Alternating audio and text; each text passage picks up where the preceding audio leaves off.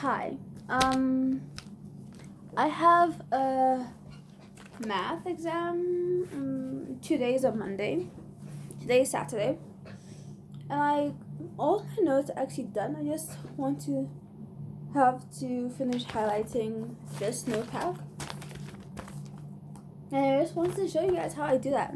Because I feel like that's something that sometimes feel kind of like stressful. The most difficult part is like choosing like what is important and like finding that and highlighting it, because really like when you study, as much as you should go through all of it, what is highlighted like sticks in your brain most, So I just want to show you how I do it. I usually use 4 to 5 colors. I usually use green or blue for like headings, pink main, and then these two for like smaller details. I've already kind of started like highlighting this. Like I've done all of my formulas and stuff in orange, so like since those are all done, I'm going to put the orange aside so I don't reuse it to make a mess. But I think because there are many different sections in this notepad, I think I'll use blue for the main heading. So let's start off there. Sorry. So the first thing I'm doing is financial math. So I'm going to go and highlight that in blue, the heading. And then the first subheading under financial math is green. I'm going to put all the subheadings in green. Simple interest. I already have the formula highlighted for that. Then all I have is an example. I don't usually highlight the examples unless like there's something to be learned from the example.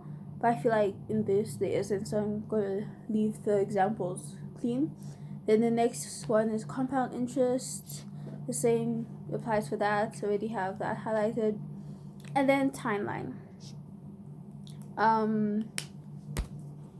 Gonna like highlight like the definition kind of in pink. So timeline is like when there's a change in interest method or percentage. Then I have an example. I think I'll highlight the example because for this, I feel like if I were to look at this at a glance without highlighting it, I wouldn't like understand what's going on. Yeah. So like there's different parts. So like this, the 12% first period and 11% in the second period. So I'll say first and then the second one, and then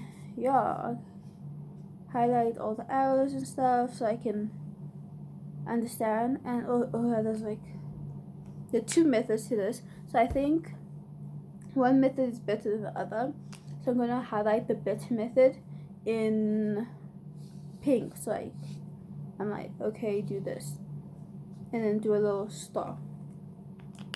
Next section, depreciation, the definitions.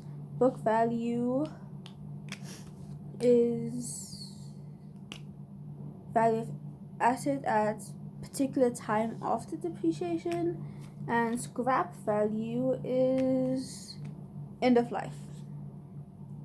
Okay, and then linear. And I also wanted to make this video because I kind of feel like it'll be more entertaining for me, at least, if I do this and study while talking about it, while kind of like filming. The linear and reducing balance, I already have the formulas like highlighted for that. I don't think I need to do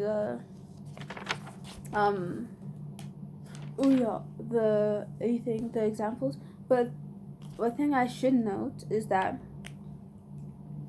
simple interest and like the linear depreciation thing, the formulas look very similar, so I should highlight the difference between the two so like I can like know that. Okay, next thing, different compounding periods. finance is actually like a really easy section. It's very easy to like kind of study, to do, very much like put in what you need to put in and just put it into your calculator. M equals amount of times. Then you have the different like time periods. I'm going to do the highlight that in brackets. Yeah.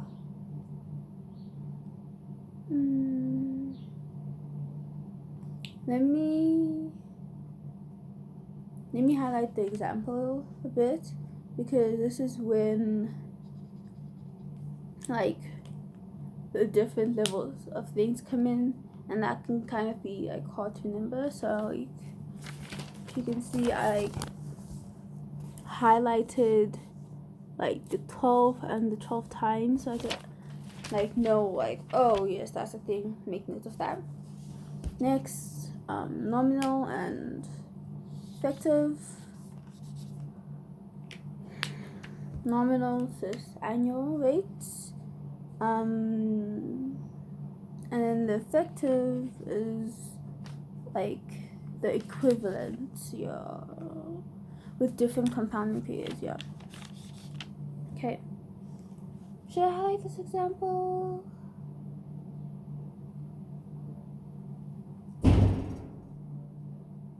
Nah, I think it's fine. Yeah, next. See, I just like changing from one highlighter to another. I usually don't close my highlights, I just like put them back in the cap and leave them aside because I'm going to use them again. And usually they don't get dry until like maybe like half an hour of them being open, so it's fine. Changing interest rates, the use of timelines.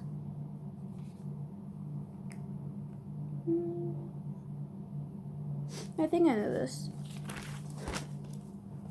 Then to find P, it's like the reverse of finding A. And then additional payments.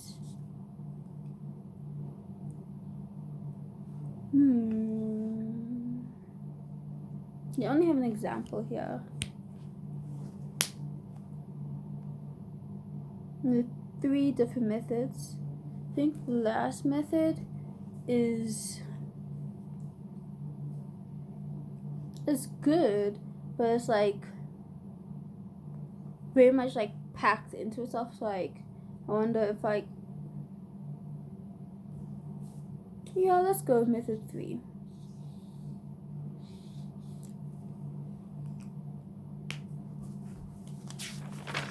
Okay, and then I have a bunch of other sections. I'm not going to show you guys that because I feel like this is really getting boring. I have number patterns, probability, data handling, all of those boring things.